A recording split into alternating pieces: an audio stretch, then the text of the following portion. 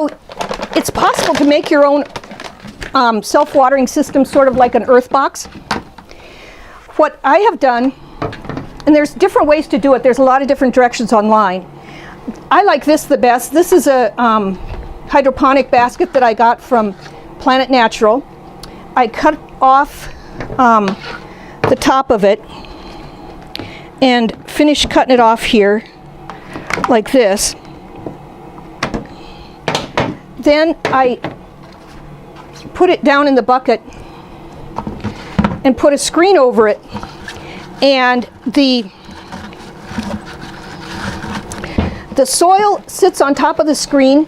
You put this pipe down in there to water it so that the water goes down into the water well and the soil sits on top.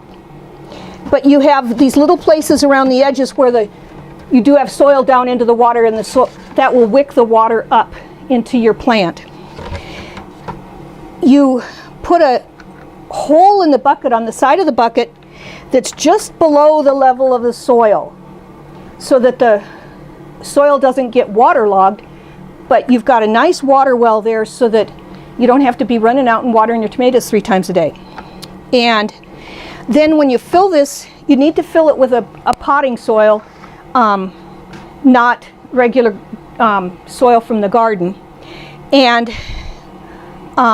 in the top inch, or the top 2 inches, you put about a cup of garden lime. That will keep your tomatoes from getting blossom end rot when they're in pots.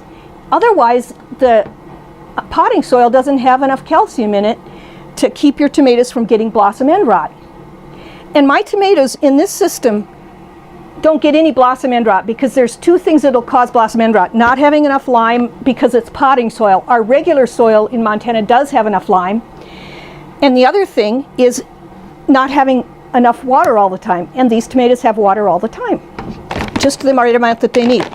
We also put a circle around the plant of the 10-10-10 or 15-15-15, a balanced fertilizer, about a cup around this in a circle. And the plant comes up the middle.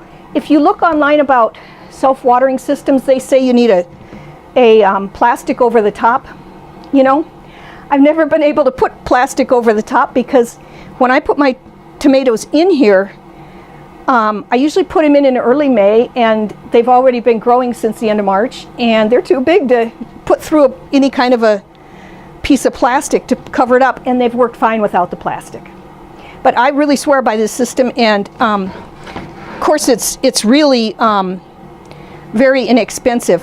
The only thing that really costs much is this thing from the hydroponic store, and you could probably use some kind of a colander you could buy inexpensively, turn upside down, fit in there.